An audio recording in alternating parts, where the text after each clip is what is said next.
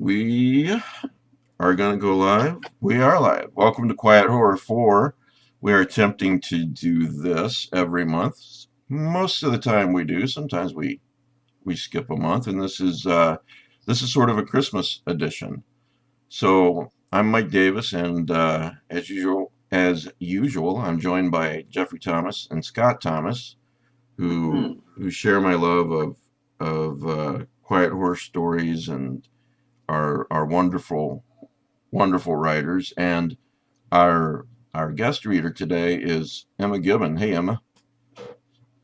Emma wrote a very good collection called Dark Blood Comes from the Feet, which was featured on NPR recently, and you really should pick it up. It's really different, and I mean that in a good way. It's different is good. Uh, while we're hawking books, Jeff, you just published a book called The American, right? Yep, that came out in October, a novel called The American. Okay. And I will reveal, I don't know if the publisher is going to be happy about it, but I'm going to reveal anyway that the tentative release date of a new collection is December 31st. It's called Carrion Men. It'll be from Plutonian Press. So that'll be, just Okay. right around the corner. And Scott, anything you want to hawk besides Sea of Ash and one of my other favorites, which is Over the Darkening Fields? I say that every time, don't I?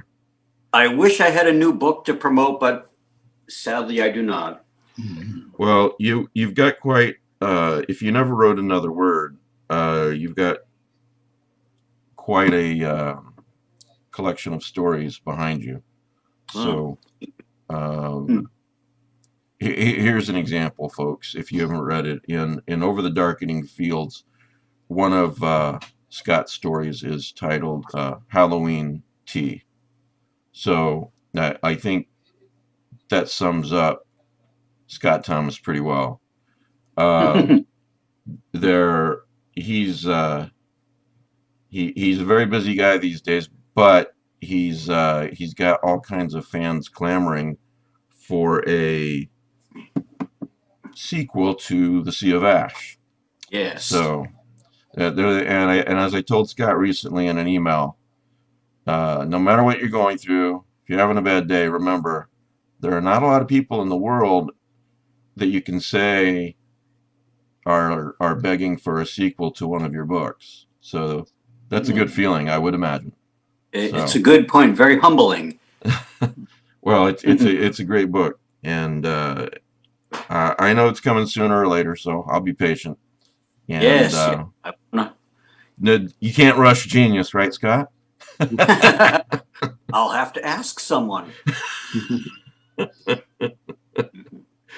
All right, so I was thinking of reading an E.F. Benson story, but it's a little long, and I don't want to take time away from Jeff and Emma and Scott. So what I'm going to do is I'm going to start this off with some kind of winter poetry, and one of my favorite poets is Robert Frost, who if you're only peripherally familiar with Robert Frost, you might not be aware that a lot of his poems have a darkness to them. So Matt Carden, as a matter of fact, I stumbled on this, and this is from March 2013, and I'll tag Matt later as a thank you. But the title of this is, and this is on his site teamingbrain.com from back then, and then the title is Robert Frost as a quote terrifying poet of frozen inner landscape. And we're calling this our Christmas edition / winter edition, so I thought this was apropos. Matt says, from the Chronicle of Higher Education, a deeply moving, lovely, and troubling meditation on Robert Frost's Stopping by Woods on a Snowy Evening by literature professor H. William Rice, whose father, a Methodist minister, suffered through a transformative depression when Rice was a child and read Frost, among other things, in order to cope with it. Now, I bring this up because that's quite possibly, arguably, Frost's most popular poem. Um, but I'll skip down here. He says, I thought if I read the books he read, he's speaking of his father, I would be smart. But the Frost book he pointed me too was different. It turned out he read it to cope with depression. I can still remember the tattered paperback with white-haired Frost, who was born 139 years ago on March 26, looking wistful on the cover. Peering into the poem's ominous shadows with my students, I found that world a scary place. It is the darkest evening of the year. The only sound is the sweep of easy wind and downy flake. For the person who is depressed, the somber winter landscape mirrors the dark, frozen world inside. It could seem as if someone has finally gotten to the heart of life itself, and there's nothing there.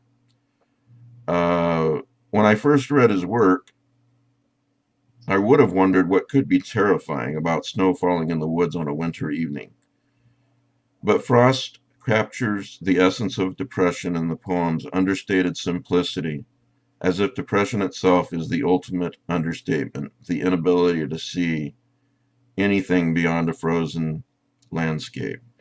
So if the viewers will indulge me, I'm actually going to read Stopping by Woods on a Snowy Evening and possibly one more Frost poem, and then move on to Emma.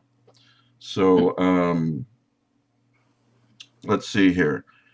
Stopping by woods on a snowy evening. Whose woods these are, I think I know.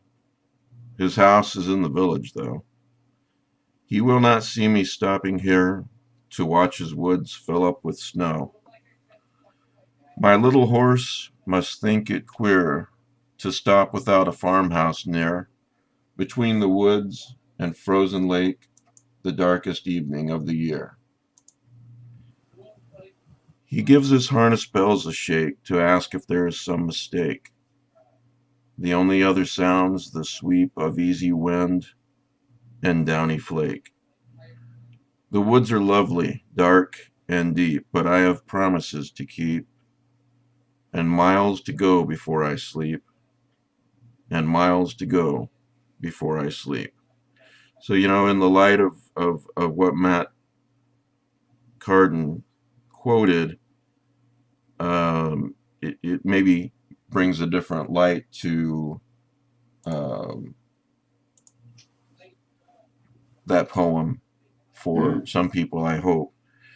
And I'll read part of another Robert Frost poem that I really like. I've got the complete Robert Frost poems. It's the only book on my bedside table, so got that for Christmas a couple years ago from my wife and son. This one's called Into My Own. One of my wishes is that these dark trees, so old and firm they scarcely show the breeze, were not as 'twere the merest mask of gloom, but stretched away unto the edge of doom.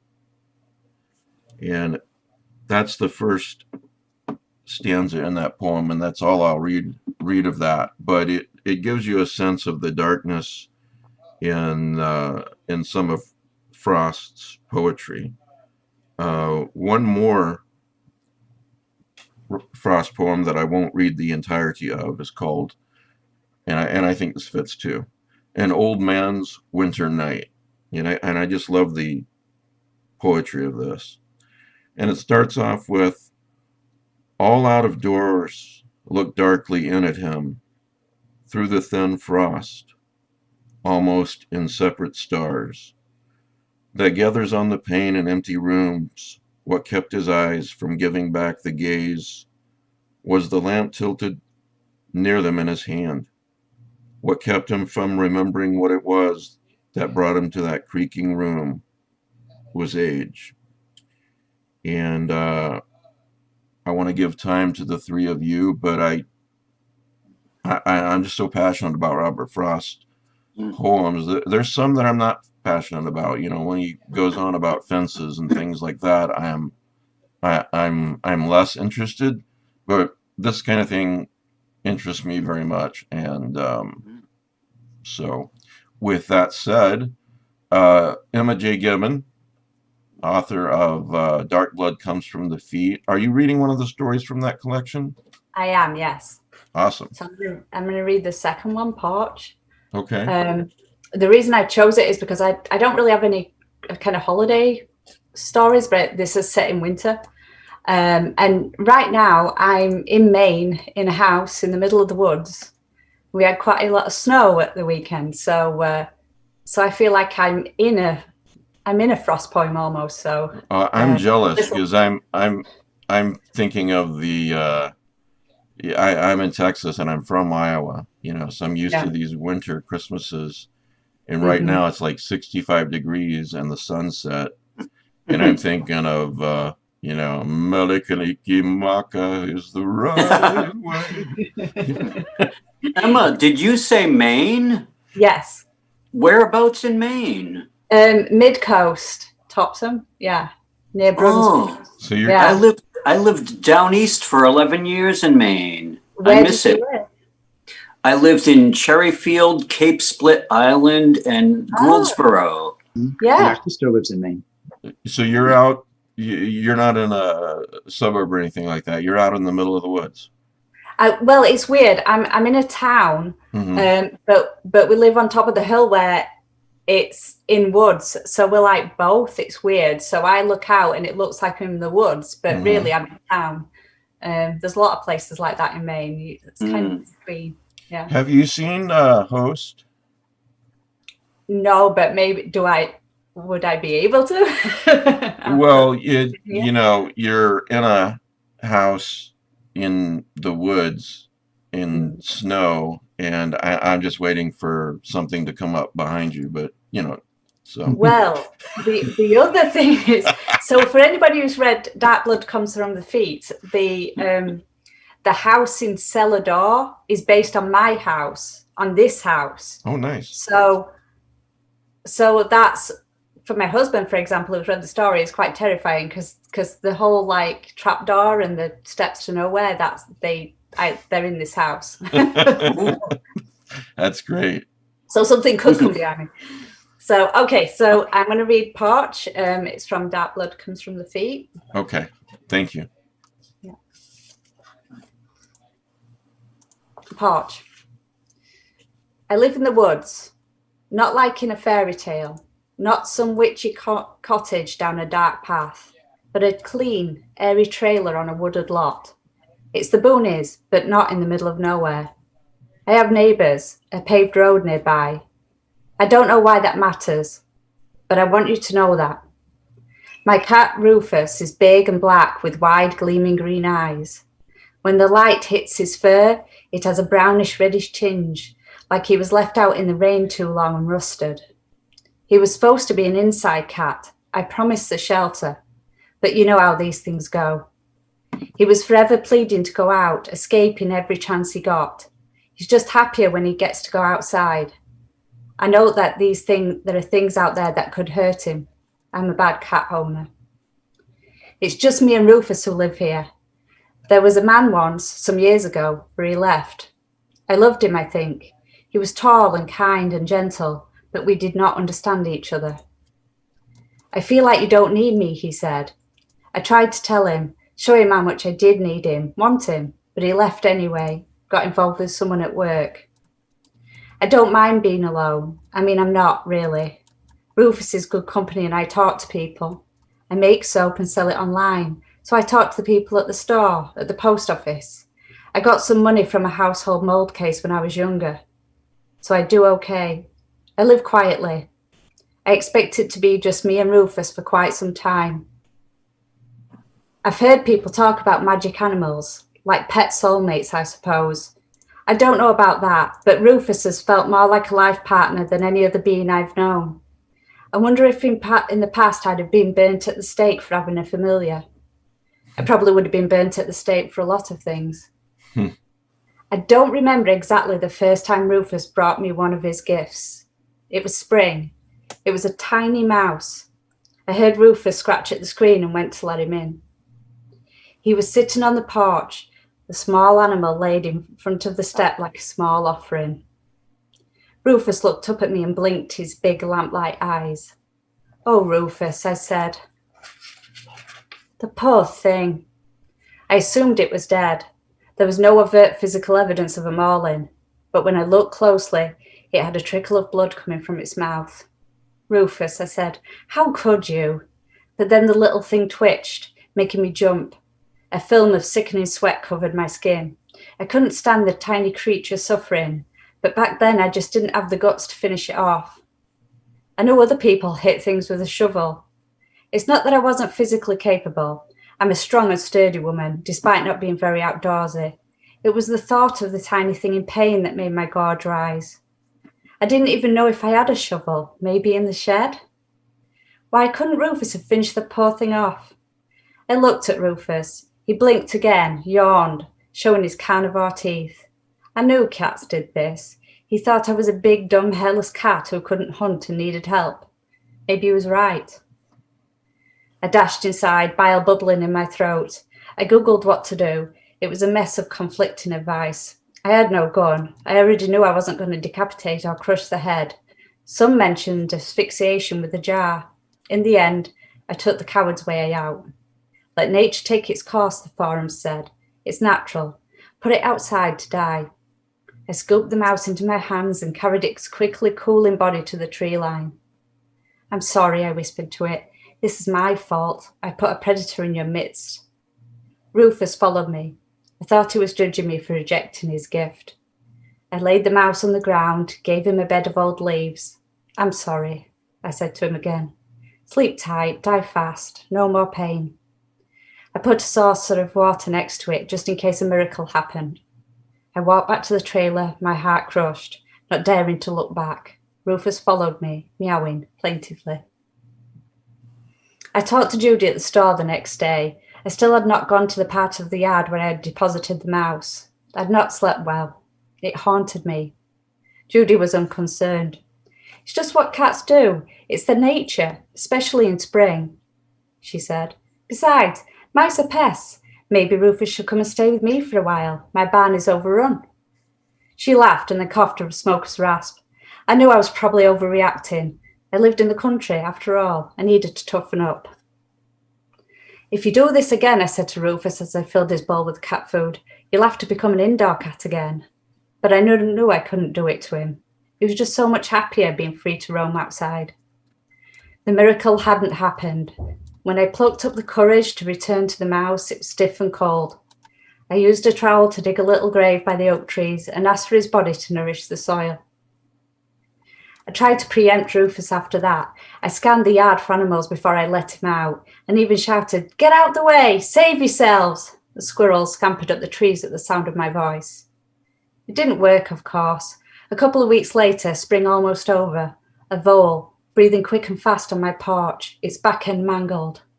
"Why?" I said to Rufus. He sat cleaning his paws. I knew I couldn't carry it away again, thinking about it all night. So I grabbed a glass jar from the recycling and placed the bowl inside, screwing the lid tight. I didn't stay to watch it expire. The internet said that it was one of the kindest things to do. I left it on the step to deal with in the morning, and I prayed to whatever vole god existed to take this child to a better place quickly. The next morning, when I was sure it was dead, I buried it next to the mouse. That wasn't the end of it, of course. It never is it? I'd been set down a course. Rufus had a plan, and I had to follow it. I ended up doing things I said I wouldn't or couldn't do. Everything is always that simple and always that difficult. Always. The first thing I was wrong about was that it didn't end in spring. I'd heard that cats tended to get some kind of spring fever, but as the heat rose and the summer took over, his behaviour didn't change. He continued bringing gifts. The second thing I was wrong about was that Rufus was the one who was doing the deed. I had thought that he was bringing me his not quite completed kills. I had thought that might be the end of it. But that might have been the case at first, but as time went on, he started bringing me bigger things. It became clear that he was collecting them rather than simply maiming them. The squirrel with an infected leg, the rabbit mauled by something much bigger than Rufus, a young cat run over by a car, a small, old, white-muzzled dog, its body full of tumours. I tried to save them at first. I drove the little squirrel to a wildlife rehabilitator in the next town. She gave her antibiotics and painkillers and a heating pad to lie on. She covered her in earth to get rid of the fleas. The squirrel didn't make it through the night. The woman called me in the morning. At least she died peacefully and painlessly, she said. You did the right thing. I loved her until the end. I tried not to cry when I told Judy at the store. She patted my arm and said it was a shame, but that's how things go, you know. I took the cat and the dog to the vet to try to find their owners, but nothing could be done. I paid to have them both put to sleep. I took them home with me and buried them in my yard. The thought of mass cremation upset me. The rehabilitated lady's words rang in my ears. Perhaps that's what Rufus meant me to do. Perhaps I couldn't save them, but I would be an angel of death to those poor creatures. Love them until the end. That night, Rufus lay across my chest directly over my heart and slept. Seemed like a sign that I was right.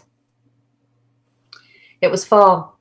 Rufus brought a raccoon, my favourite animal. I watched him drag it across the yard, praying that it would escape and run off into the woods. It was in bad shape. Poor thing. I didn't know how he had got into such a mess.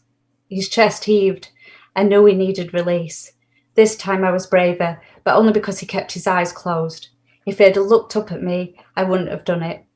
I grabbed the shovel that I bought at Home Depot on the last trip to town, telling myself I would do yard work. Who was I kidding? I swung it down and put the poor little guy out of his misery. It was the least I could do. Rufus seemed satisfied and stalked inside while I buried the cooling body. This time, I didn't stop the tears falling. I cried and cried for that little raccoon and wondered if I had the strength to complete the task that Rufus had set me on. There were more and more. A porcupine, a coyote, even a black bear cub. I would have never believed that Rufus could have brought them to my door if I hadn't seen it with my own eyes. He was big for a cat, but still. Some of them I never witnessed. I would hear his meow, and there he was at the door with his latest offering. More and more, his gifts were much bigger than himself. I told Judy about it. She couldn't believe it either. Clever Rufus, she said. How on earth does he do it? I thought about telling her that I was meant to euthanize them rather than save them, tell her that Rufus was a deliverer, and that's how he could manage the seemingly impossible. But when I was getting bread, I saw Judy in the shoplifter mirror. She was whirling her finger around her temple and then pointing at me. Crazy, I heard her stage whisper to another customer. I didn't bother talking to Judy after that. I did go to another store in town, though. I bought a gun. I knew that the shovel wasn't going to do it. I lived in constant fear that I wouldn't hit my target true or hard enough. To cause more pain and suffering than necessary was unbearable to me. There were no jars big enough. I asked the man behind the counter to give me something powerful that was easy to use. Not thinking about offing the old man, he said, chuckling. I tried to smile, but I think I just bared my teeth. I don't have an old man, I said. Be careful with that, he said, and handed me the gun. I'm always careful, I said, and tried to smile again. I practiced shooting in the yard. Rufus watched me from the tree stump. I told the neighbours I was having trouble with rats. We live in the country. It's what people do. Of course, there were more, bigger and bigger. A big old Maine Coon ailing from some disease, its fur matted and so thin that its legs looked like stalks. A starved Great Dane, scarred and tired. A deer with its back legs broken. I asked Rufus if he was sure. Maybe they could be saved. But the way he blinked his big green eyes at me, I knew. I knew what he wanted me to do, what my role was. So I dispatched them all as quickly as I could. Tough calluses stood in my hands from digging all the graves. Winter was coming. So then, a reprieve. The winter got cold, very cold. Ice lined the driveway and the air was bitter in my lungs. We stayed in, going out as little as possible. Rufus stayed by the wood stove for the most part, and I worked making soaps, existing on the cans of food I'd stashed away. I had kept the woodshed stocked. I went to the post office only when I had to, and bought necessities on the way back. I never went to Judy's store again. We hunkered down, reveling in the splendid isolation of winter. But then came the storm. Winter was almost over. It lingered, but the first breaths of spring were in the air, barely perceptible, but there under the frost. That morning, Rufus had escaped through my legs as I went to the woodshed and run into the trees. I was surprised that he would leave the warmth of the trailer, but took it another sign that spring was nearly here. It was a cold but bright day. I kept an eye out for him, but didn't see him. I wasn't unduly worried, but that night a storm whipped up outside of the lights that we hadn't seen in years. The wind howled through around the trailer, almost as if it would pick it up and carry it away like Dorothy's house. The rain was a deluge, cascading down the windows and walls. Out in the woods, I could hear the trees snapping and bending. I went out to the porch and shouted, "Rufus!" over and over again, but there's no way he could hear me over the roar of the weather. Instead, I took vigil at the window and watched for him as the storm raged. I sat there a long time, into the evening, past midnight. I jerked awake at 3 a.m., my cheek cold from the windowsill. The wind had died down and the rain had nearly stopped. I heard a familiar meow at the door. I knew he had brought something, but I couldn't make out what it was through the wet smudged glass. It was bigger than anything he had brought before. I opened the door, and there on the step was a man. Younger than me, perhaps early 30s. He was naked and lay on his side in a fetal position. He was soaked, his dark hair plastered to his pale goose-flesh skin. Rufus sat next to him, still as a statue. "Rufus, how on earth did you—" The man was shivering hard, and I could see he was breathing, but only shallowly, his chest slowly rising and falling. He turned his head to look at me and tried to speak, but I could tell he was having trouble forming words. His eyes then rolled back, and he passed out. "Maybe we could save him, Rufus," I implored. "Maybe this time is different." Rufus looked up at me steadily. He didn't blink this time, and I knew. I knew what I had to do. The same as always. I could argue with Rufus. I could argue with fate. I could try and argue with who and what I was, but there was no changing the outcome. Love them until the end. I placed the flat of my palm on the man's cool, clammy shoulder. He didn't respond. I went and got my gun, and I delivered him as I was supposed to do. The sun was just coming up, and I felt its warmth for the first time in months. I confess it was a shallow grave I placed him in. The ground was not quite thawed, and he was bigger than all the others. In the end, I used leaves to cover him up completely. I would work out the rest later. It was then that the miracle happened. I stood in the yard, soaked to the skin, my palms burning from the shovel. At once, the mice and the voles, the rabbit and the raccoon, the porcupine, the coyote, the cats and deer, the dogs and the bear, all the others crawled out of the holes I dug for them. All of them were whole and healthy and vibrant in the cold morning air. They were resurrected and complete. I stood agog, Rufus at my side, as they ran in different directions, escaping back into life. I crouched down to Rufus. "Is that it?" I said. I stretched my hand out, and he rubbed his cheek against it before stalking off into the woods. I went inside and made a cup of tea. The end. Whoa. That is That's superb. amazing. That is superb. My Do you know word. it reminds me of another writer, what he says. The writer's name is Scott Thomas, and he says, "Explain nothing." Mhm. And That's where made the me, poetry comes from. I thought of those two words when I was listening to the story again.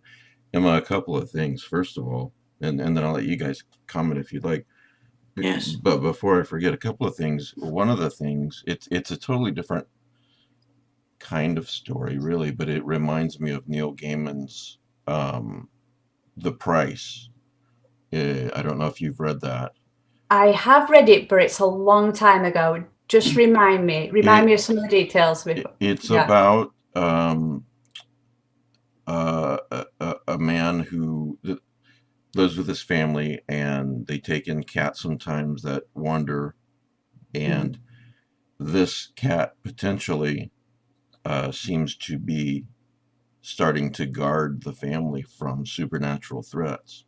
Oh, yes. You remember Yes, that? I have read it. Yeah. And here's something interesting, folks. If you would like to, and this was done with Neil Gaiman's blessing, but if you go to YouTube and type in The Price, Neil Gaiman, into the search bar, there is a animated comic film, short film, with Neil Gaiman reading the story with the images on the screen. It is so beautiful, and I really recommend it. If for anyone who hasn't read it, try it that way. So, but I mean, they're two different types of stories, Emma, and I'm not trying to compare them. It just makes me think of it, you know. Yeah. So, you know, and as my friend Larry Barron says, you know, if you're going to compare me to a great writer, I'll take it, you know. Yeah. I'm a big fan of Neil Gaiman. I'm not upset about that at all. Secondly, you know, I loved the stories in this book. We had you on the show a few months back. That story really touched me. The other story that I'll just briefly mention, and they're all great, folks, is Black Shuck Tavern. And the very first paragraph is all I'll read, and it is, get this, I'm being followed by a huge fucking dog of potentially supernatural origin. Now, I challenge you to read a first paragraph in a short story like that and not go, I have to read the rest of this. Yeah, that's for sure. So, Dark Blood Comes from the Feet by Emma Gibbon. It's a really great book. Emma, Kevin on the live chat wants you to know that he just bought the print edition. Oh, thank you very much. So there you go. I think that's all I had there, other than what a great reading. Do you guys want to comment on that story before? I've got a question for Scott. And after that, as I told them, I read that story previously, but it was wonderful to hear it read by you. It's beautiful and uncanny, and there's definitely metaphorical meaning one can take from that. And I love, and like Mike said, I love that there's no need to try to explain how this is happening, and that's that creates a kind of a poetry, a kind of it's just mysterious and beautiful. It was, you know, and I mean, again, The Price, Neil Gaiman does not explain how this is happening, but it's beautiful. You take the magic away if you explain. Just like The Porch is beautiful. The writing is wonderful writing, and so beautifully strange and inexplicable, very unique. Thank you. And Emma, you got a great reading voice. So yes, thank you. Yes, your accent is awesome. You probably hear that a lot from Americans, right? Yeah. That's why I hate to say it. It sounds so cliched, but I can't help it. Well, you know, I was reading about, you know, Americans who visit England, and one of the websites I read is that you're going to get a lot of drinks bought for you at the bar because they think your American accent is unique and wonderful. So it works both ways. That's true. It's true. When my husband comes over to my family and things, it's the complete other way around. Everyone's asking him to say things. Oh yeah, it does. I was at a gas station recently, and I went in and bought a cup of coffee, and the lady goes to me. I said thank you, and you know how much, I don't know what I said. It was like a sentence, and she said, I think her name was Charisse. I can't remember. It's been like a year. She goes, say good morning, Charisse, and I'm like, I'm sorry, what?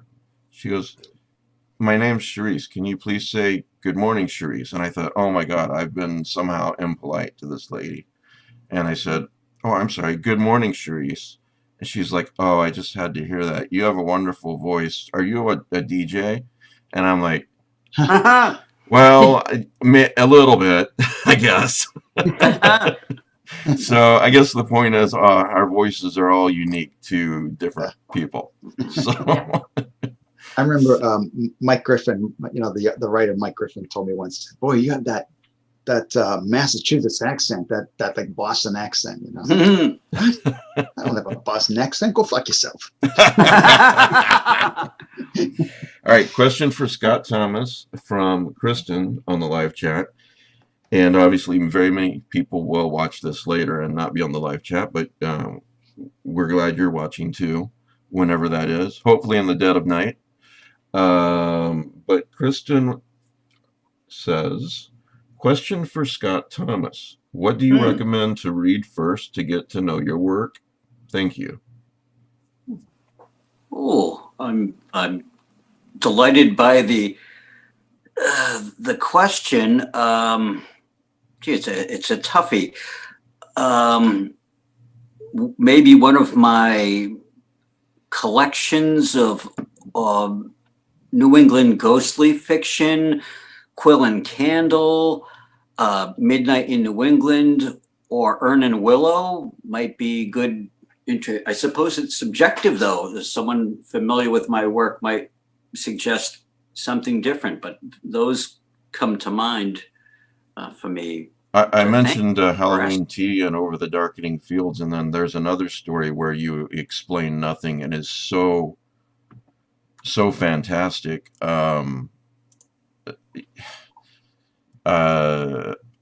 Winter Census, that's the story.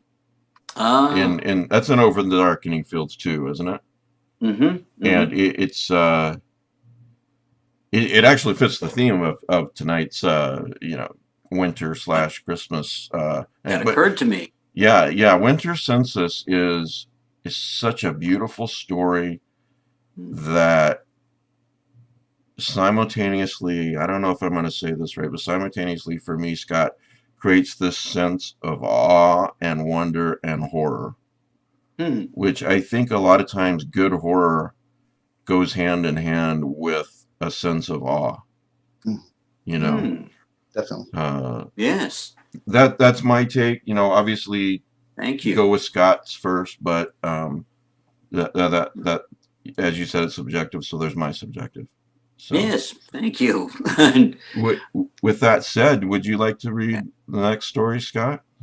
Sure. And Mike, you mentioned Black Shuck Tavern. Black Shuck is a black dog in British folklore. Yes. They have these folklore dogs. They're like these big black demon dogs. I have a poem where I mention Black Shuck, actually. I've got a few comments here. Mark Jones says Over the Darkening Fields is a favorite. Hector Plasmic says Midnight in New England or Sea of Ash. And Christina says thank you. So for answering the questions. Thank you to Christina. What are you going to read and what is it from? I'm going to read, after I take out my bookmark here. I forgot about those. The Holly and the Keys. The Holly and the Keys from my collection of The Garden of Ghosts. It's a collection of Victorian ghost stories that all relate in some way to the mysterious realm of vegetation. All right. And this is the first story in the book. And Emma, again, thank you for reading. I'm glad you're here. Thank you. All right, Scott, take it away. Okie dokie. The Holly and the Keys. On Christmas Eve, two young gentlemen stood stomping in the London snow while a third knocked at the door of a dismal old house. The city seemed to have forgotten this little street and appeared distant, spired behind sheets of windy white. Even the voices of brave carolers turned to gray in the remorseless atmosphere of the tight lane, lost between ancient neglected structures. Whatever possessed him to take on this dreadful place? One of the brothers asked. A man of his wealth, you'd think he might have chosen a more desirable part of town, another said. Here's the girl at last, remarked the third. A young servant let them in, and the wind hissed at their backs as the door closed. The girl took their snowy overcoats, their top hats and mufflers, and put these on hooks before leading the men to the dining room. A healthy fire filled the hearth and did its best to cheer the chamber. Oh gosh, I went to the wrong page. That just means you're human. No, I did. Nope, that's the right page. I'm sorry. No problem. A healthy fire filled the hearth and did its best to cheer the chamber, but there were no pictures on the walls, no holiday greens, scarcely any signs of habitation but for a great table and chairs. Dinner was on the table. There was enough for 30 stomachs. There were hams, mince pies, jugged hare, poultry, venison pasties, and a roasted sucking pig. The candles gave it all the richness of a still life, which would have comfortably won the title Abundance. Nephews! A wiry old chap appeared then, sweeping out from an adjacent room.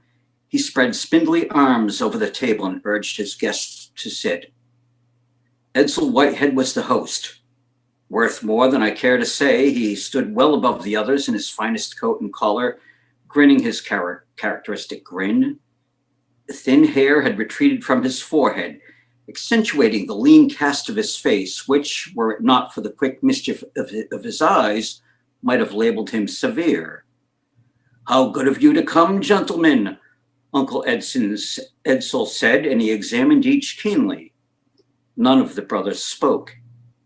I hope this goodly eve finds you bucks equipped with appetites. But I caution you, save room for the pudding. The brothers were seated at one side of the mounded table with their uncle opposite, the fire at his back. They, through no premeditation, were arranged in order of age. There was Stanton, the eldest, with Chad at his left wing and young Garrett on the end. Stanton, the spokesman of the three, muttered some small obligatory gesture of appreciation. Good of you to have us, Uncle. Edsel had procured a cup of punch, steaming as if scooped from the sticks, and raised it in salute.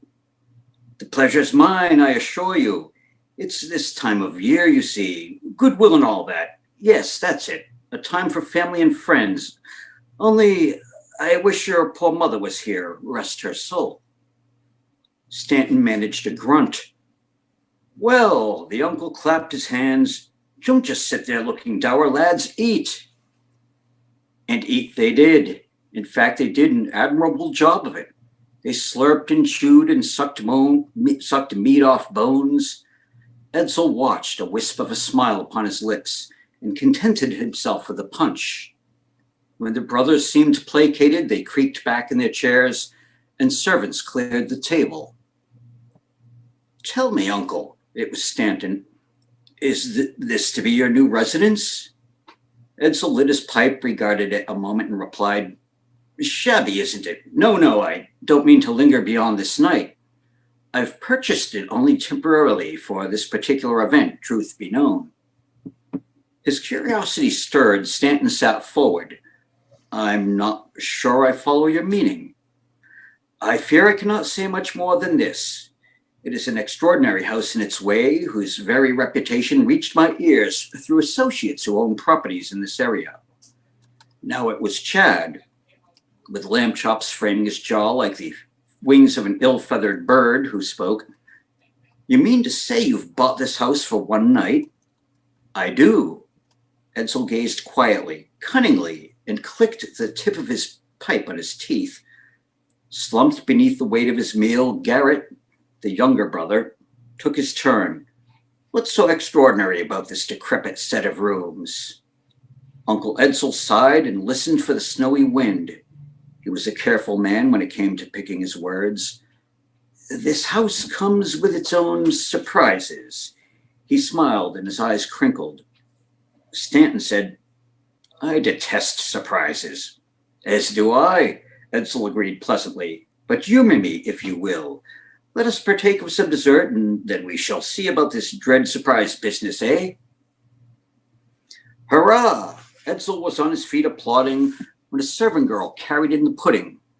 It was plump and dark and white as mistletoe berries where sauce ran down the sides. A sprig of holly with 3 red berries was stuck on top. A glorious pudding, the host proclaimed. He took the servant girl's hand and told her softly, "You and the others may leave now." The girl gave a quick nod and skipped off. The pudding sat steaming in the center of the table.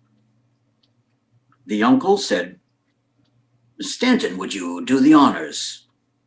The man took up a knife, scowled at the pudding for a moment, then went at it.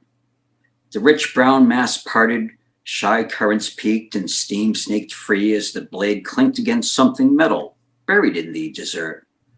"Our first surprise," Edsel gushed merrily. "There are presents in the pudding." "How delightful," droned Chad. "Presents 3. Garrett bit into his, but his older siblings were more cautious and dug for theirs like surgeons.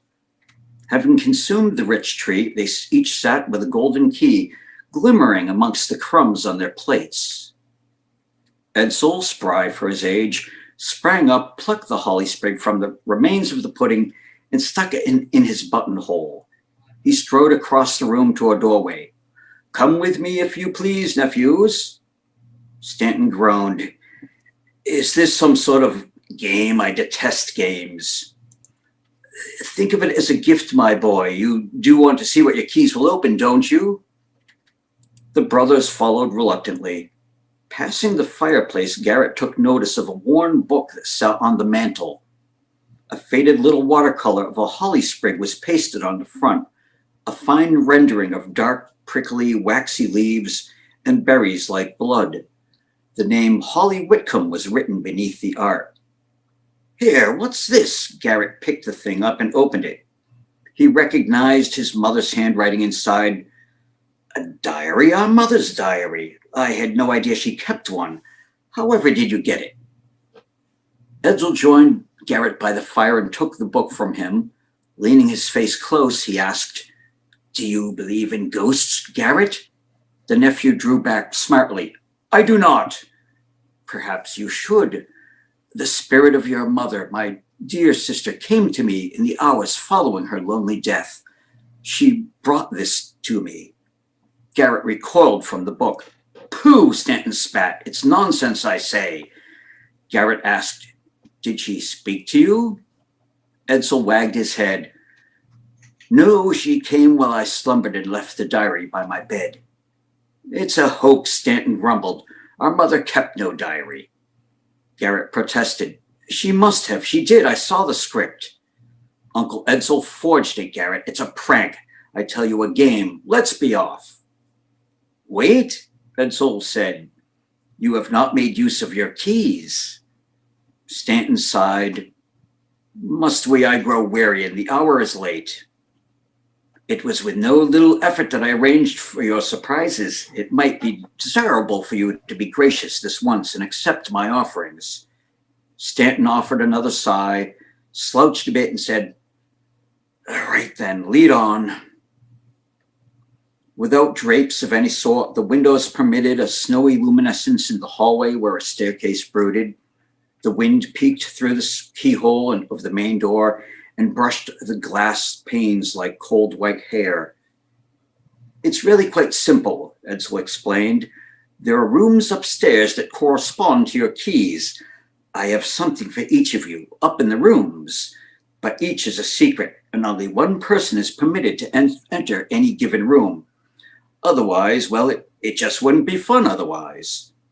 The old man grinned. The brothers looked back and forth and nodded. It seemed their uncle had lost his senses, going on about ghostly visitation, purchasing the rotten old house for a single night. Perhaps he was mad enough to have stashed some of his riches in the rooms above. Edsel ushered them up the stairs as if shooing flies. "Off with you then. I'll just be down here by the punch bowl." "Where else would he be?" Chad chuckled. The stairs were full of old sounds, and the hallway offered doors on each hand. All the doors were locked, of course. The dismal air was close with the dust, and they could hear the rasping of snow on the windows. Key first, as if dowsing, young Garrett made his way to this portal, then that. So many rooms. Each lock refused what the pudding had given him, so he ventured further. A glance over his shoulder told him that Chad had gained entry to one of the rooms, and Stanton was off around a corner, his shadow smearing the walls it followed. Garrett tried another, his cradle close. The key went in. He fumbled. Click. A brief triumphant smile crossed his face, and he swung the door open. There was no light but for that which our adventurer bore. The room, as it turns out, was a bedchamber. The walls were blank as the others encountered at these premises, and the window was naked. White-roofed London sprawled in the frigid murk beyond, as snow wrapped a misty shroud about the house. The furnishings consisted of a bed and a small table and nothing more. A lumpy heap of pillows was upon the dusty mattress, and there too sat a smallish wooden box of glossy hardwood. Well, well, Garrett smirked, what have we here? He set the candle on the little table and sat on the cool mattress, which was not without a whine of disapproval. Garrett took the box into his lap. Is my video having trouble? Oh, no, it's not. It's not a problem. There you go. You're good. You may continue, sir. After you take a drink. I saw my screen go black. Yeah. As long as the voice comes through, right? Okay. Oh. You're good. How's that? You're good. Already. All right. All right. So, well, Garrett smirked. What have we here? He set the candle on the little table and sat on the cool mattress, which was not without a whine of disapproval. Garrett took the box into his lap and, finding it locked, successfully tried his key. Inside, he found only a piece of paper. His smile faltered, and once read, the paper dropped into the container. Garrett softly closed the lid of the box and stared at it, a frown taking up residence where his smile had fled. It was then, with winter at the window and the candle flame twitching, that he felt a slight shifting of weight upon the bed. He turned to inspect the heap of pillows behind him. At this close proximity, it became clear, with no small amount of alarm, that he had mistaken in his initial assessment of the scene. No, there were not pillows, but a covered shape, like that of a child, that accounted for the mass. Neglecting his flame, Garrett stood up and away from the bed, though he turned to regard it. Only now did he notice one frail, anemic arm poking from beneath the covers. The fingers were slim and thorned and possessed of an almost indecipherable glow, as if the thing had snow for blood. The face of the child, while obscured, turned to stare at him through the blanket. Several doors down, Chad crumpled the paper that his unlocked room had revealed, and cursing, turned hastily to the door.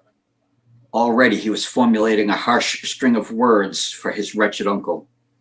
His progress was interrupted when the coat stand by the door, overburdened with heavy dark cloaks, tripped and fell with a thump to the floor.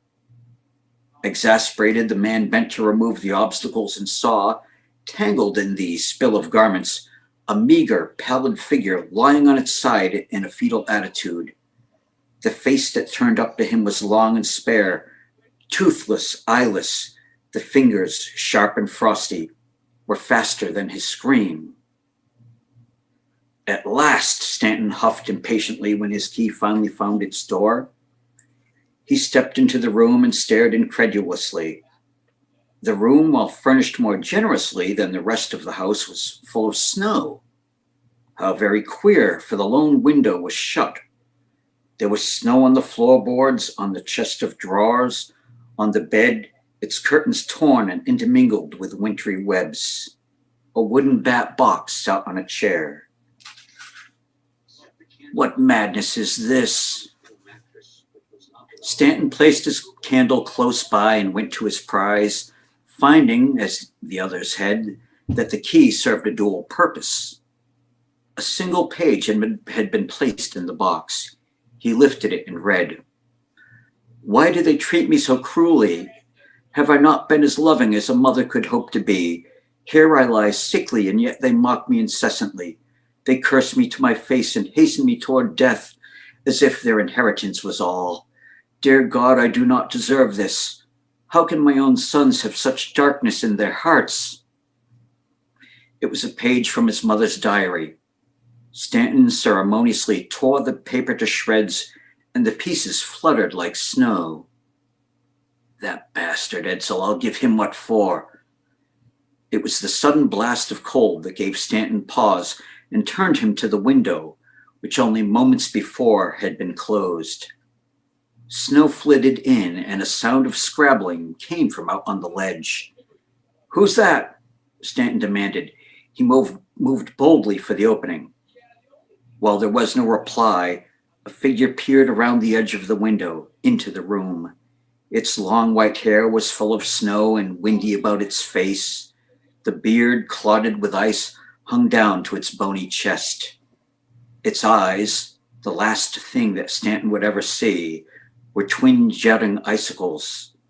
They gleamed like crystal in the candlelight as the creature slunk into the room and shone red following their embrace.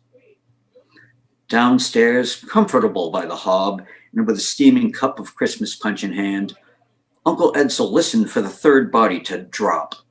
Thud. He couldn't help but smile, though it was a small, pleased smile at best. He put down his drink, kissed the cover of his sister's diary, and then placed it on the fire. Bundled for the cold, Edsel stood out on the stoop. With the gold key taken from his vest pocket, he locked the door of the saddled house. Snow fell from the low gray sky and sprinkled like sugar on the dark leaves of the sprig in his buttonhole. It was midnight, and the Christmas bells counted 12 in the chill London gloom. That was amazing. Excellent. Excellent. Thank you. Read those last two sentences again, Scott. Would you mind? Starting sure. with the snow.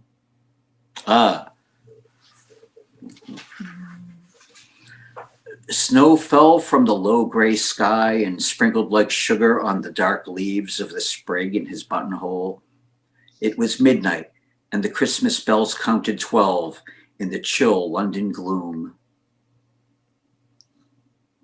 That's so great. Thank you. Emma, Jeff, any comments? Oh, I've read that. It's probably been a few years, but I've read that story before I read that collection. It's superb, and that story is typical of what Scott does. Thank you. Yeah, I especially like the you nail that kind of Christmas Victorian atmosphere. Yes. And you totally nail it, and you can really feel it. And then when the horror does come, it's just that more shocking because you've lulled us into, oh yeah, I know this atmosphere. Yeah, it makes it even more stronger. It's stronger when it comes. Yeah, fantastic. Thank you. Yeah. I'm just doing a little live YouTube video at the same time. Oh, cool. For anyone who doesn't know that it's on YouTube. You love writing these tales set in New England, Scott, and you do you write them. Some of them are in the present age. Some of them are in alternative New Englands, correct? Is that right? Do I remember that right? Well, I suppose in a sense, stylized, like the Sea of Ash takes place in its own. I mean, it's contemporary and has flashbacks to the past. That's sort of a stylized New England Sea of Ash. In terms of hardcore fantastical takes on places. Like my story collection Westermead and my novel Felon Grey are sort of like fantastical takes on Britain.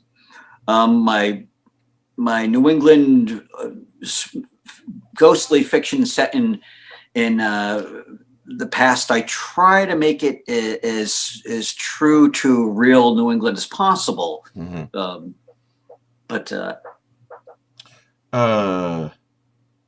Yeah, if I remember right, Over the Darkening Fields, was divided in different ages. Three different sections. Yes. Yeah, I thought I remembered that correctly. Yes, it's part one is contemporary America.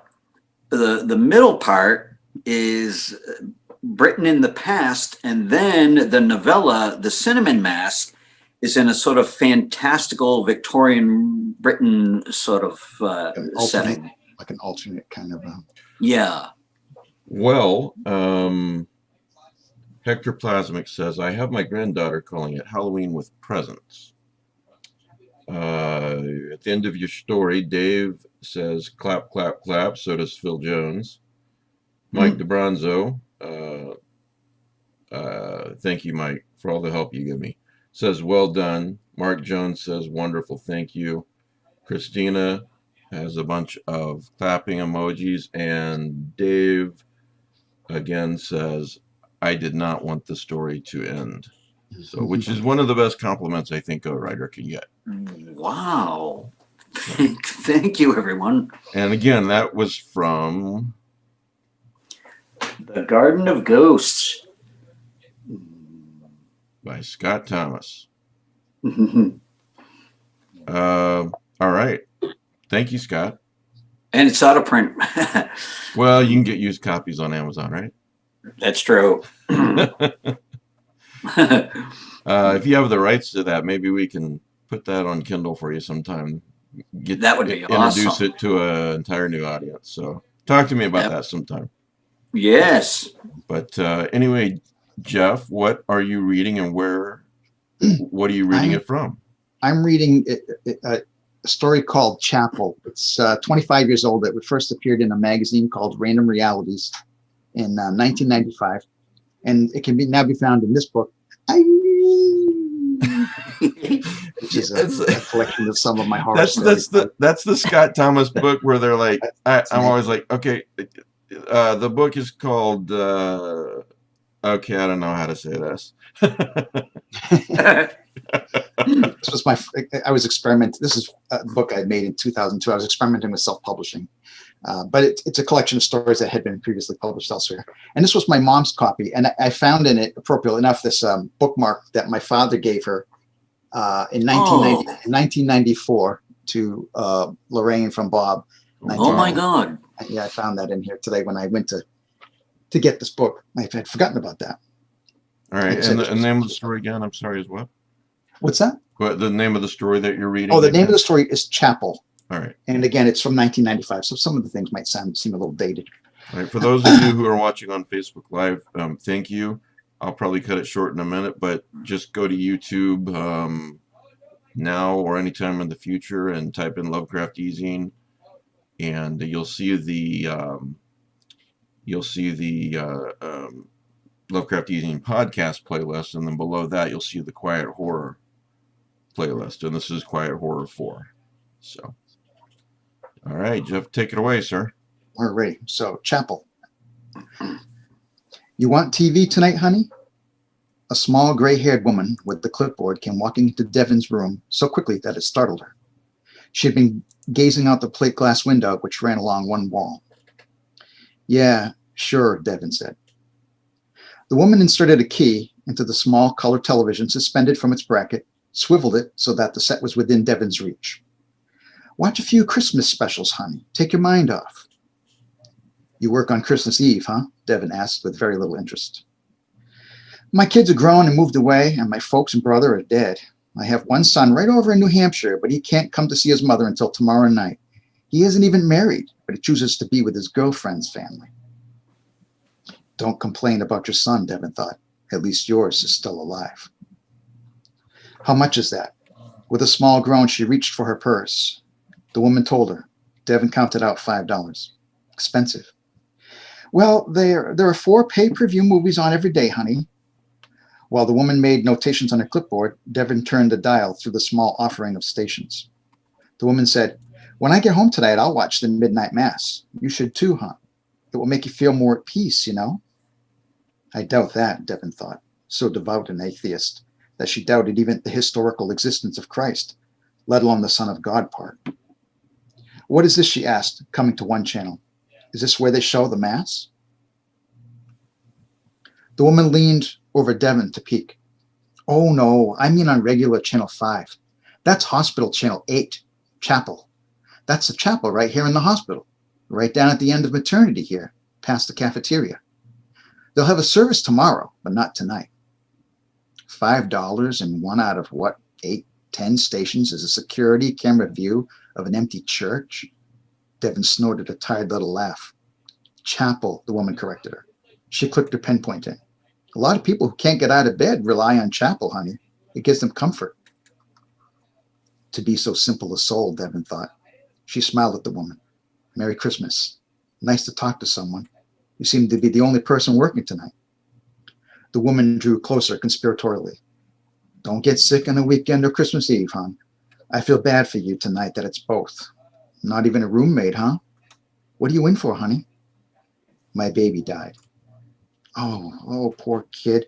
I had a miscarriage once. How far along? A few months? Yeah, few. It's hard, honey, but it's God's will. We don't understand his plan, but maybe the baby wasn't forming right. Most miscarriages are because of that.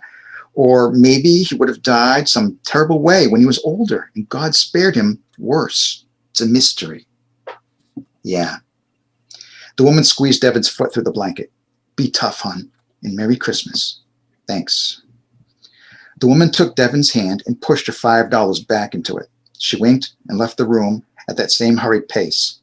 Devin almost felt the urge to call her back, and a moment later, she began to sob quietly but heavily, as if she had been abandoned.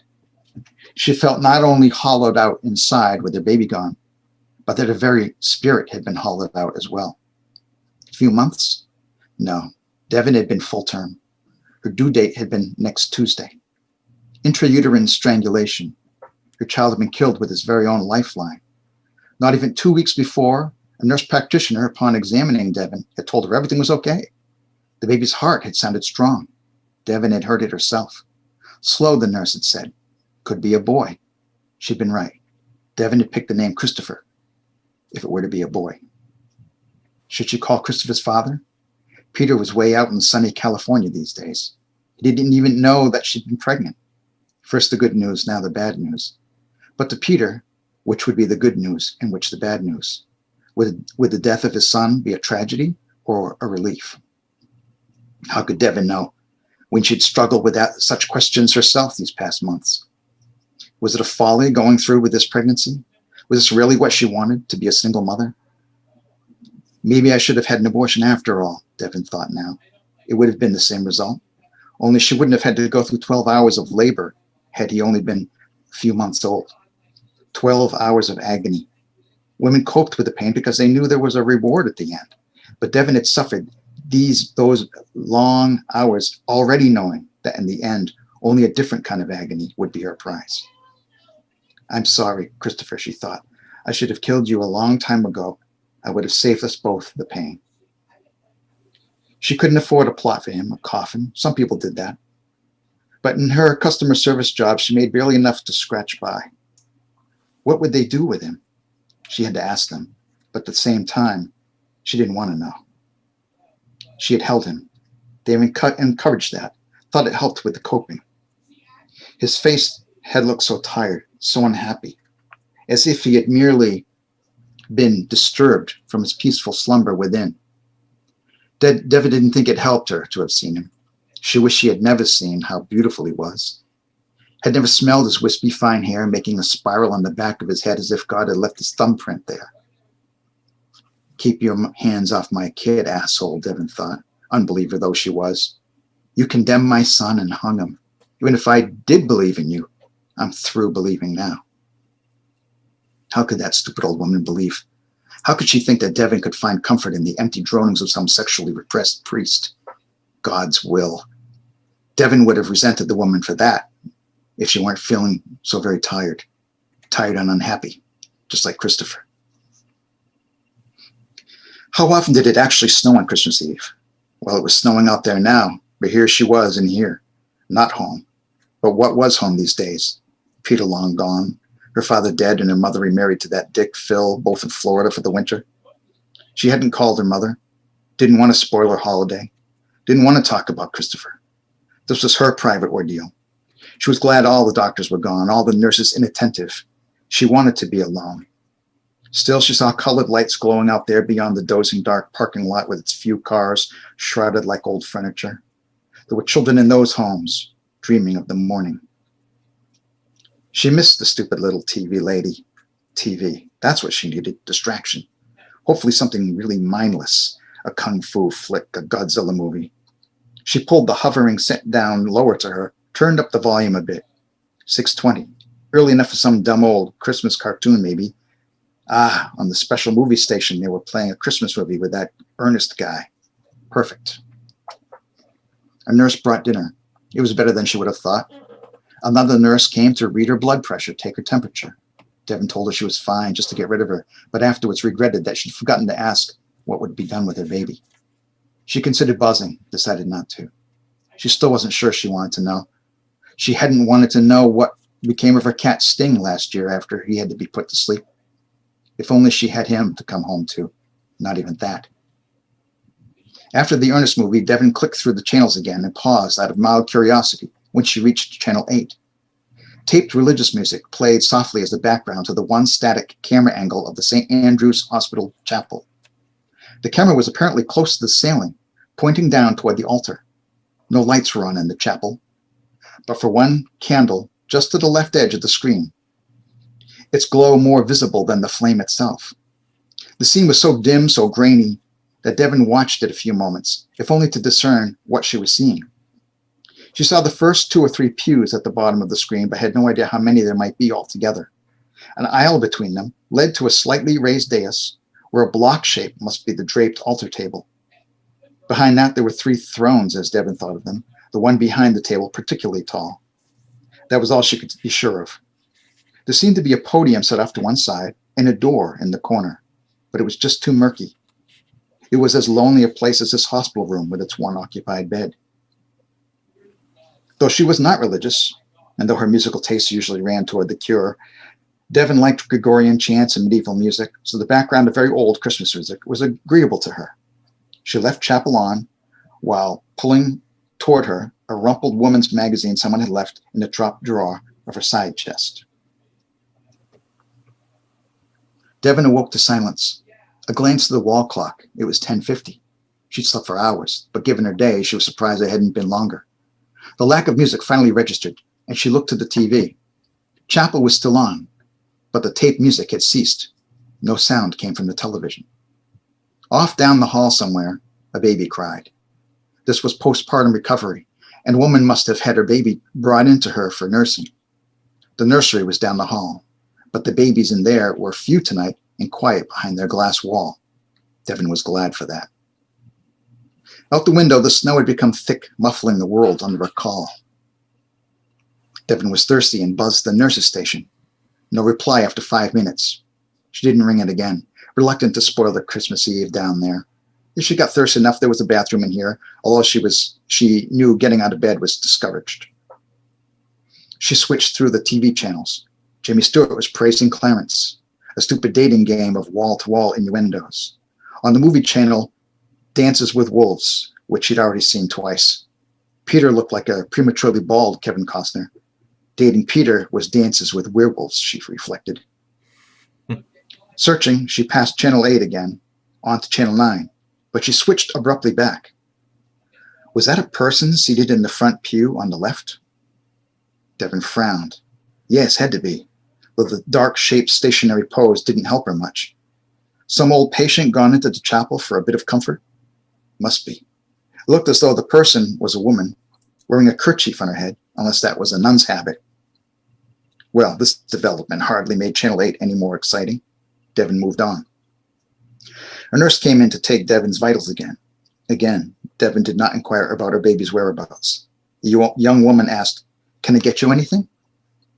"I wouldn't know where to start," Devon said. "Lonely in here tonight, huh?"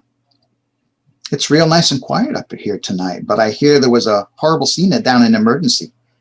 This young woman was brought in, dead on arrival. Somebody strangled her." "Strangled?" "Yeah, horrible. They said the cord cut right into her neck. They don't know who did it. Scary. Glad I don't live in this town." "I guess."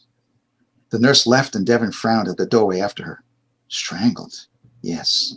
Horrible. It was now 11:15, and Devon again grew restless with the meager offerings on TV, jaded as she was by cable. So she switched around the dial. In so doing, she grew curious about whether that woman was still praying in the chapel. There were several figures in the pews now. 3, 4. Devon wasn't sure in that grainy gloom. But at least 2 of the newly seated people seemed also to be nuns. Well, it was St. Andrew's Hospital. Was there to be a midnight mass after all? Even as Devon watched, that indistinct door in the corner opened, and a figure moved out of it, a shadow against shadows. It drifted to the altar, the priest, no doubt. But when were they going to put the lights on? Maybe this was yet another nun, judging from the conical look of the head. Well, whatever. Devon lost interest again, flicked forward to 11. The news was on. A space heater fire had killed 3 children. Merry Christmas. Devon hurried onward. Where was Ernest when you needed him? A distant baby wailing again. Devon was tempted to get out of bed to go close her door, but she had had an episiotomy to facilitate delivery, and the painkillers had diminished. Soon enough, however, the crying faded away. God, even the poor selection of channels conspired to narrow her world, aggravate her sense of isolation, of being trapped in this bed. She clicked through the selections, impatiently going in circles. 7 again, 8. Pious asshole, she thought. Something was indeed up tonight. She watched the silent scene. Where was the sound? What comfort was watching services if you couldn't hear them? Might a microphone be on, but the people in the chapel so quiet that their movements were inaudible? A few new shadowy forms were gliding out of that vague door in the corner, slipping into the pews. The priest or nun was now sitting at his throne behind the altar, resting perhaps until everyone arrived. Was that the bottom of a great cross above his head? Was it an all denominations chapel? Devon hoped so.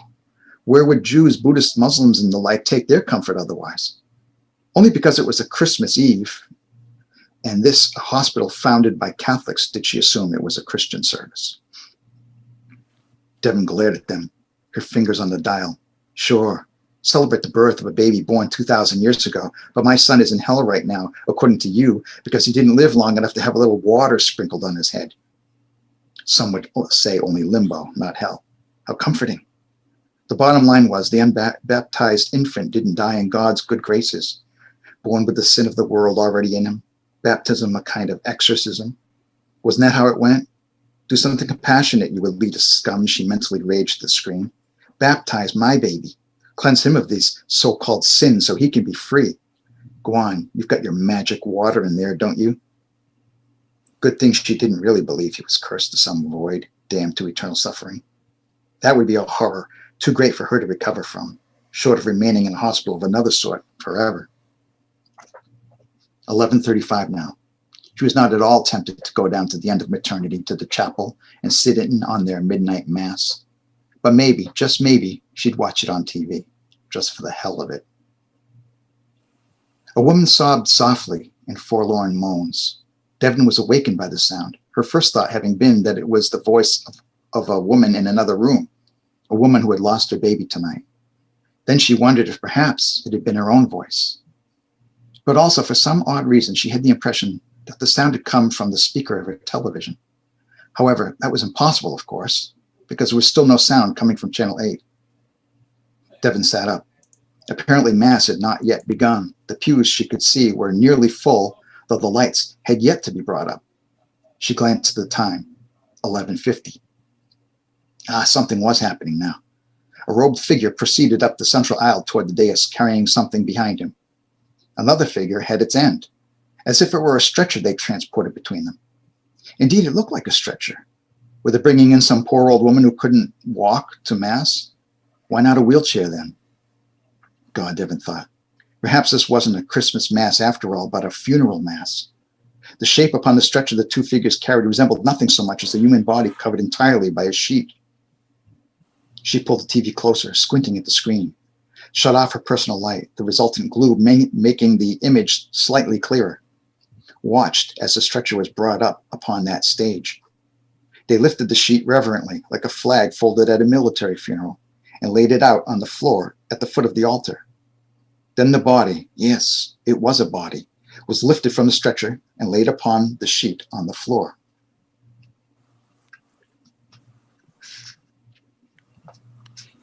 Granted, Devin was not a religious person, but she had never heard of this ritual before. The figure set a candle at the head of the body, another at the feet, and lit them. The light didn't do much to illuminate the chapel or its congregation, but it did define the body and the floor a bit better. Devin saw bare feet outlined. She could imagine how cold they must feel. The toenails were so dark they must be painted. The feet of a young woman. Devin never painted her nails in winter, but this mundane thought was quickly gone from her mind as she concentrated further on the head of the corpse. The young woman's long dark hair was draped around her neck and across her shoulders. Her mouth hung open wide. Devin couldn't believe that her features hadn't been made composed. This body hadn't been prepared for a funeral. Was it to be some ceremony prior to the mortician's work? The candlelight seemed to glint on something at the woman's throat. A necklace under her hair? No, Devin realized. It was a wet glistening. That wasn't entirely her hair across her throat, darkening it. Hair upon the shoulders of the white gown she wore. It was blood, so dark it looked black, soaking into the gown, winding down her neck, still drying. And now Devin knew whose body this was. She didn't know the young woman's name, but she knew how she had died, been murdered, rather. What is this? She breathed aloud, then regretted her words, as if afraid the congregation would hear her eavesdropping, and turned to face the camera in unison. And then as they faced her, she would see their faces. And suddenly, intuitively, Devin did not want to see those faces. A final figure had come up the aisle, carrying a smaller bundle, which was passed into the hands of the officiating priest, who had risen from his throne. The new figure helped unwrap the parcel, and then the priest held it high above his head. It was too dark to make out what he held, but something dangled from it, a short length of rope. Again, intuitively, Devin knew. It was a length of umbilical cord, sliced at one end, but the other still wound around the neck of the infant the priest held above his hooded head. Devin screamed, twisted, jabbed her finger into her buzzer and held it there. "Help me, oh my God, help me, stop them, hurry," she shrieked, and her eyes darted to the time. 11:55. They were going to take him, those who claimed the unblessed. Devin didn't wait for the buzzer to be answered. There was no more time to spare. She flung the blanket off her and swung her bare feet to the cold floor. She didn't even bother with slippers. Bare feet offered better traction. She ignored the pains that lanced her and just bolted for the door. At the end of this floor, the old woman had said, past the cafeteria. If God would not intervene, then she would have to do it. And if she could not stop them, then she would go with Christopher, wherever they took him. At the very end of the hall were twin doors she hadn't noticed when she'd first come in. The end of the corridor was in gloom, but she could read the gold letters that spelled St. Andrew's Hospital Chapel. The doors were locked. Devin jerked at the knobs, cursing, screaming. She pounded with her palms. "Let me in, you bastards, let me in!" She turned, looked wild-eyed around her. There was nothing to use as a battering ram, no fire axes on the walls. Devin threw her weak, hurting body against the blank panels and wailed, "Oh God, help me!" She pounded with both fists, seized the knobs in both hands, and turned them. They clicked. Shocked. For a moment, she nearly hesitated. Then she flung the doors open. None in the congregation had admitted her. They were too obviously surprised as they whirled toward her. She did not look at them, being too close to madness already. Instead, she turned to the left and right, searching for something she knew must be there, a fount. The figures were shadows, and the shadows poured at her like dark winds, reached out hands to her that even before they could touch her were arctic cold. But Devon still didn't look.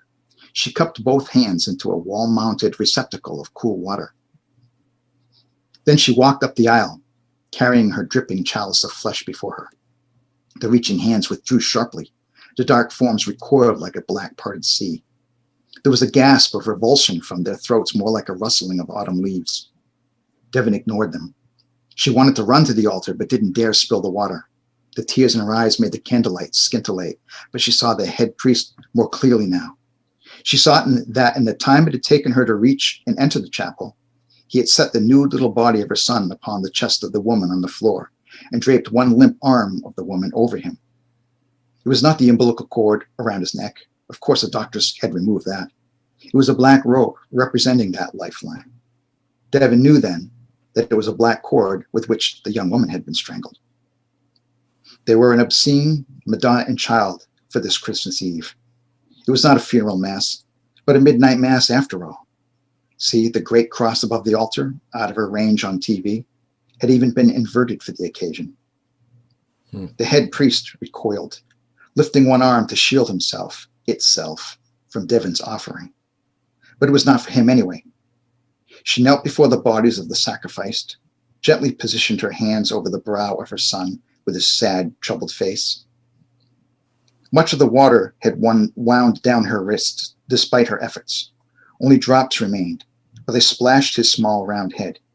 Devon even shook loose the last 2 drops onto the head of the Madonna. A howling of wind or voices erupted, and the congregation rushed into that dark doorway in the corner. The head priest went last, casting one last hateful look over his shoulder. The touch of his gaze made Devon scream. The door slammed shut. One of the nurses found Devon there on the floor of the chapel. She screamed also. It was first thought naturally that Devon had somehow stolen both the body of her stillborn son and that of the woman from the emergency ward and moved them into this room. After all, a nurse had inadvisably told Devon about the victim. But after interviewing her and talking with the nurses from postpartum recovery, police were willing to at least accept the possibility that some sort of cult had sneaked into the hospital and transported the bodies into the chapel. After all, one drugged and hurting woman could scarcely have turned that heavy cross upside down by herself.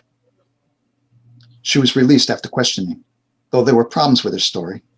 For instance, there was no door in that shadowy corner of the chapel where she claimed the congregation had emerged and fled.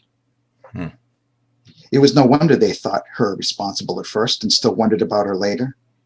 For when the nurse found her, Devon was sitting beside the body of the murdered girl and rocking her dead son in her arms and laughing of all things, laughing as if with joy, or at least with relief. And her words sounded like the rantings of a madwoman. Because she was laughing, I saved him. I saved him, over and over, her eyes bright and fervent like those of an acolyte.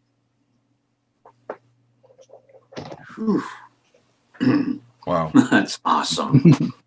You know, we are in a new golden age of television. I think everyone would agree.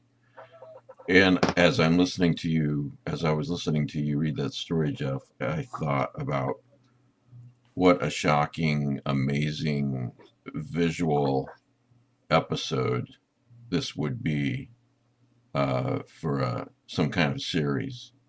You know, for example, Nathan Ballingrad's series that he's got. I've yet to see that. I'd like to see that. I don't have Hulu. But also, I was thinking that, and I was thinking about Punktown. For those of you listening who are not familiar with Jeff Thomas's Punktown, there's just an amazing, rich number of stories and tales. This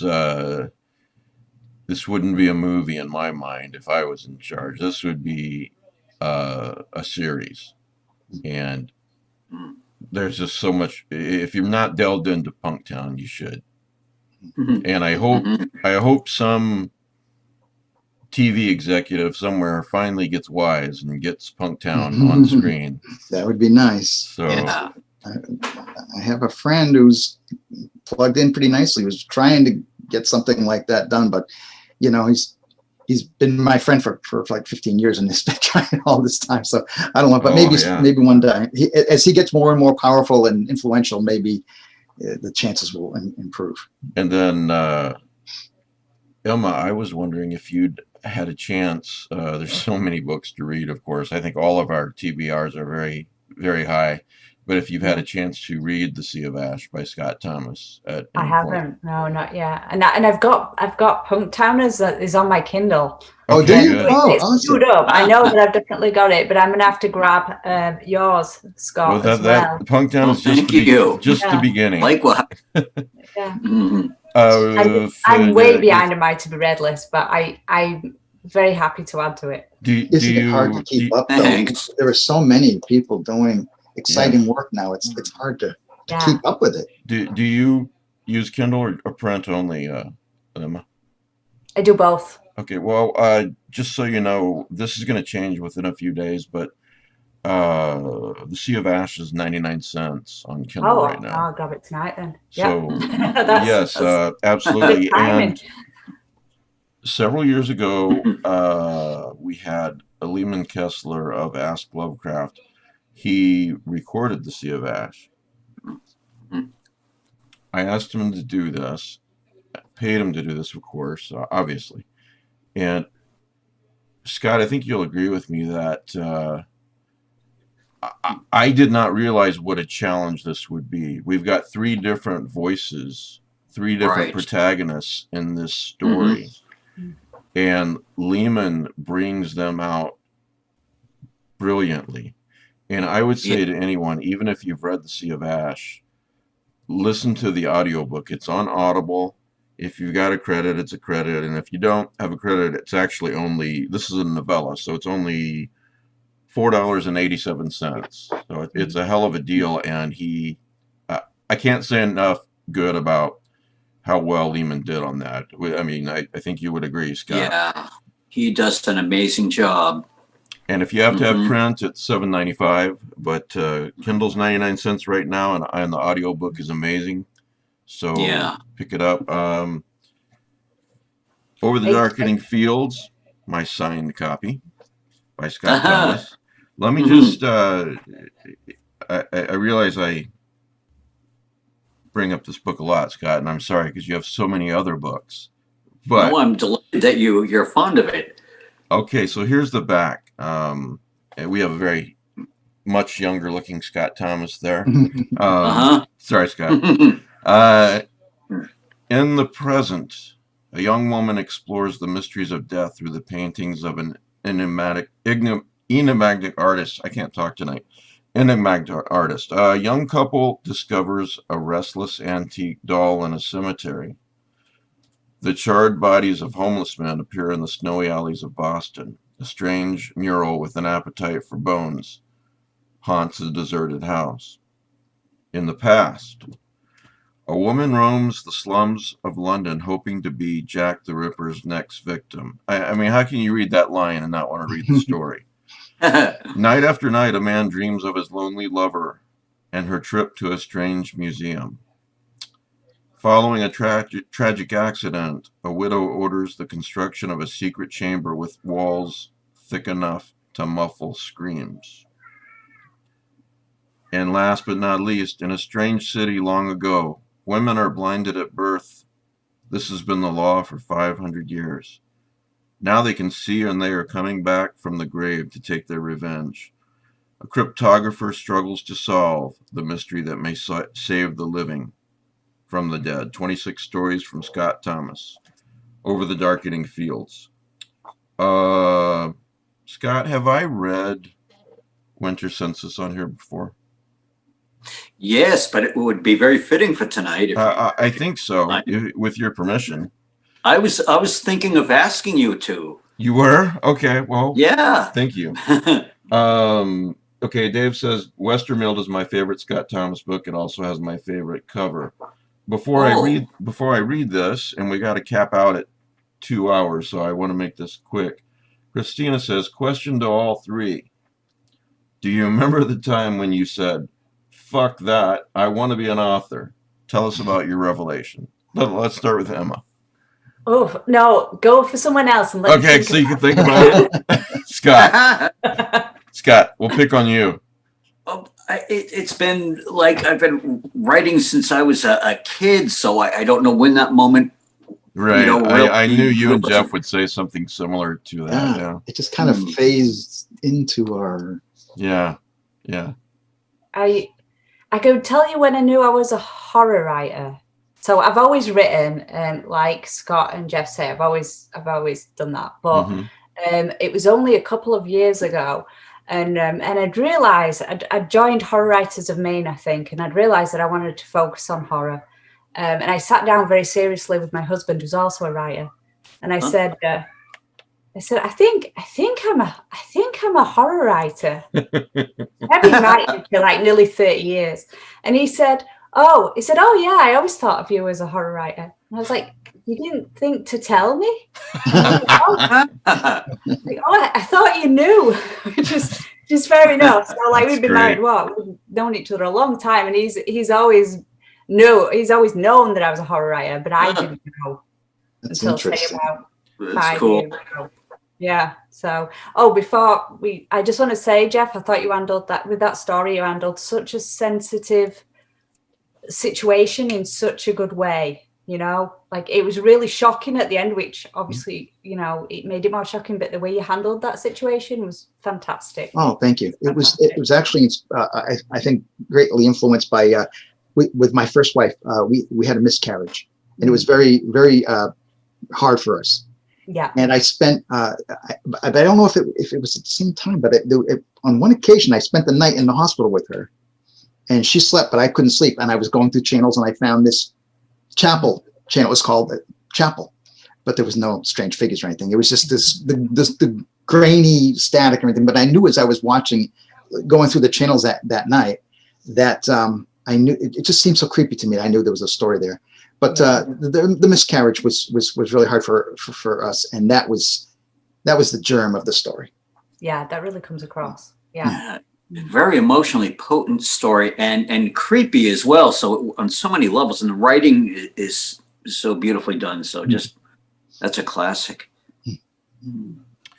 Well, this is Winter Census, and I think it fits beautifully tonight to finish off. And this is by Scott Thomas, and again, it's in Over the Darkening Fields. And I would say that it's definitely in my top 10 favorite short stories of all time. Not by Scott Thomas, but just short stories of all time. Winter Census. Wow. Thank you. All right, here we go. And I hope I do it justice for you, Scott. This isn't a story about the conventional horrors of homeless life. Not that I couldn't fill volumes with that stuff. But since you asked me for the most disturbing thing I've seen, I'll tell you.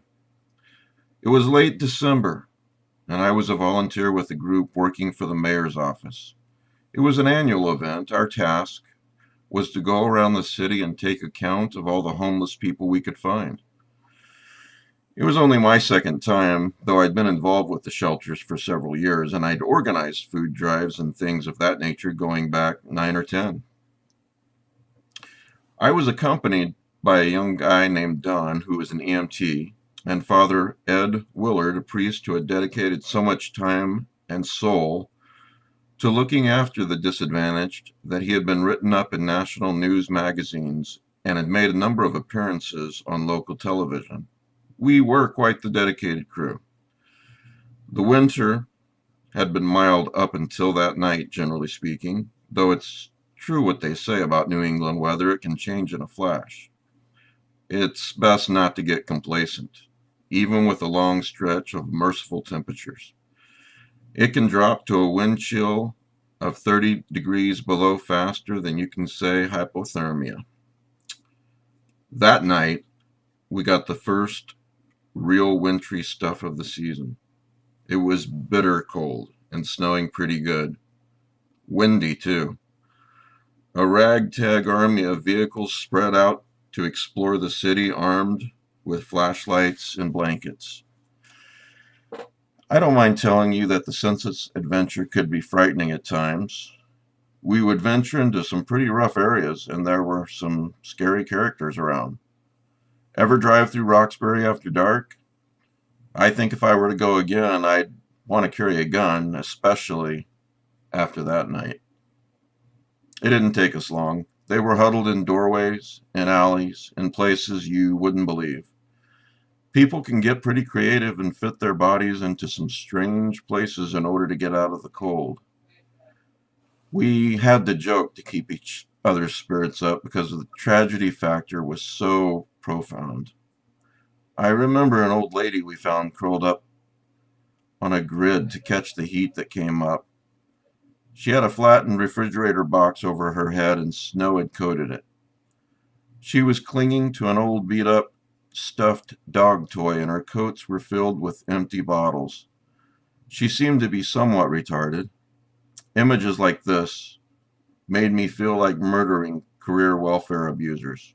My tax dollars were doing nothing for that suffering old woman, while I'd known young, breed-for-bucks mothers and smug young men, who'd bragged about what a great country America was, because besides working a job, they benefited from food stamps and Medicare. One encounters a lot of injustice out on the streets. Don thought the woman's breathing was bad and that she was a good candidate for frostbite. We decided to call an ambulance. Turns out she ended up losing a few toes. Well, I'll get to the point, seeing as it's getting kind of late. We had gone into the north end, where there were a good deal of old brick buildings. We parked, then crunched along the snow while flakes whirled down through the pink haze of the street lamps. Father Willard became concerned when he couldn't find a Vietnam vet named Reggie, who usually stayed in this particular indented area behind a building between two dumpsters. "Hey," Don had said, "look at this." Don was pointing at what appeared to be drag marks, wide, as if someone had been pulled along the pavement on his back. We followed them out to the street and saw that they led to an alley which, due to the snow, was not as dark as it normally would have been. Don thought he saw someone extremely tall flit by the opening of the alley, but Father Willard said that Reggie was a very short man. We were starting over, squinting through the slanting snowfall when we saw these three strobe light flashes of red come from inside that alley. We ran. I was the first to see it. At the far end of the alley where the strewn trash was smoothed over in gentle waves by the accumulated white, there was a blackened heap of steaming human bones. The stench was enough to make you sick. "Dear God," Father Willard said. "What the hell happened?" I asked, squinting down at the pieces that were stacked like so much kindling. "He must have built a fire to keep warm," Don offered weakly. I wondered how he could have burned down so thoroughly. I mean, there was no sign of scorched clothing, no suggestion of skin, muscle, or organs. There were only bones. Maybe, Don conjectured, somebody killed him and set the corpse on fire. I nodded. In these days when teenage kids were killing each other over sneakers and jackets, it seemed quite likely that someone would kill a poor homeless guy for kicks and then set him on fire. Hopefully he was already dead before the flames were lit. Although this theory offered a reasonable explanation as to how the man was burned, it did not explain the high degree of incineration. "I'm going out to the car to phone the police," I said. I was halfway to the vehicle when I paused. I had just passed the opening of another alley when I saw a great shadow sweep across the snow in front of me. Even taking into account the fact that a shadow would have appeared stretched at such an angle, I determined that whoever made it would have had to been over 7 feet tall. The silhouette showed a figure in a long, cloak-like garment with a hood, carrying some kind of staff. There seemed to be a wild crown of bare branches and twigs sticking up from the head, and fir branches tied to it so that they stuck out from the shoulders and wound around the sleeves. I was startled, and only saw for a brief moment as this shadow passed. I spun around. The mouth of the alley was empty, but for the windy, fluttering snow. It was a long and bitter night.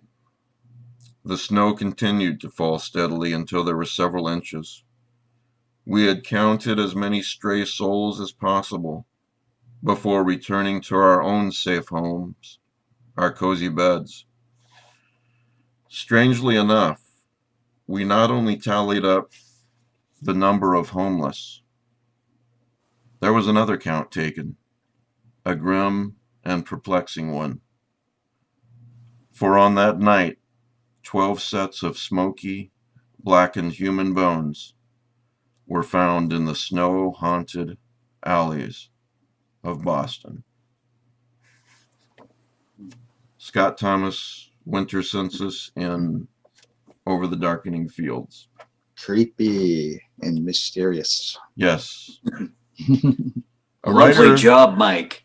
Oh, thank you. I'm glad. A writer I admire says, "Explain nothing." So, and it fits very well with that story. It's so much That's an scary. example. So much scary. Um, I saw a little skit today. I'd never seen it before. The Birds is it's probably my second favorite, or if not tied with my first favorite horror movie. And what makes it so effective is that you don't know why the birds are doing that. right.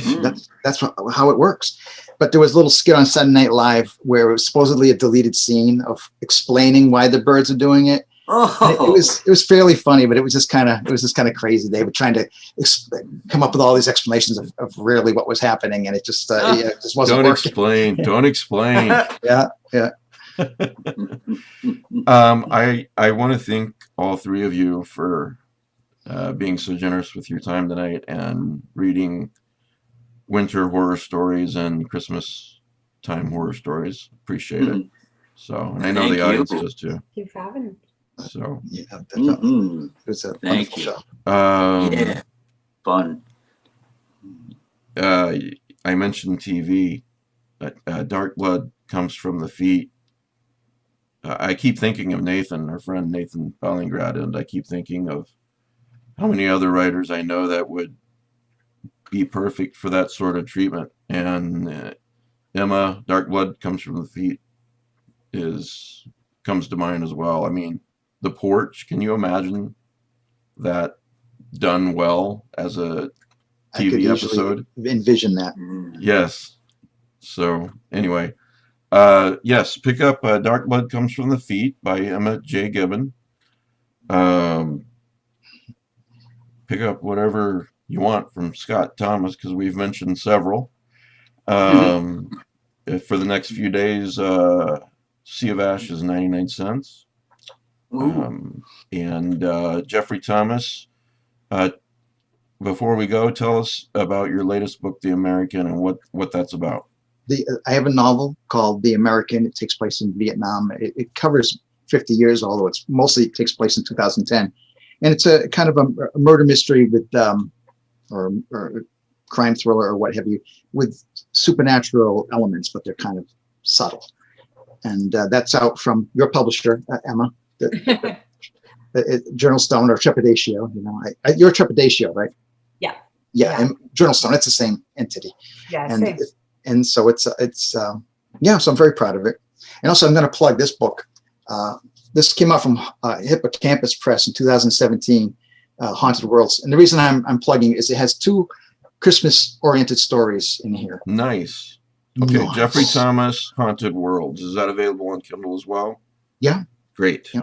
Great. Okay, Haunted Worlds, Jeffrey Thomas. Before we go, I'll read the last a few of the last few comments here on the live chat. Someone called Awaken and Lighten says, I just want to read this because I love Charles L. Grant. A quote, I've not heard this before. Thanks for writing it.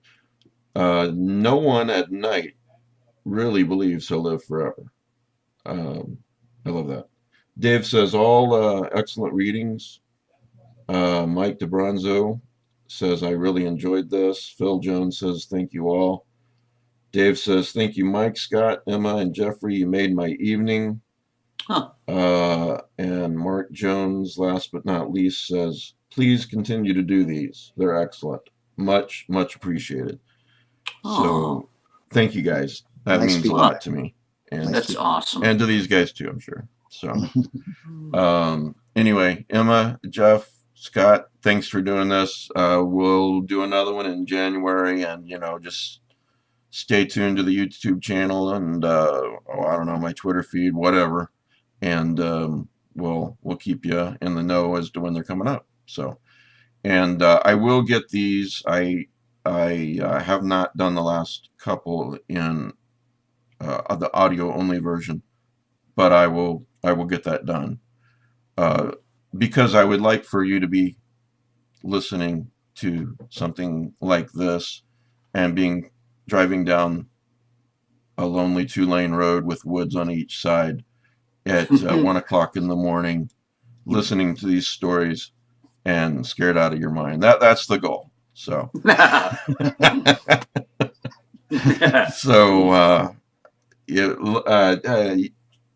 Scott, if you know the deal behind winter census, never tell me.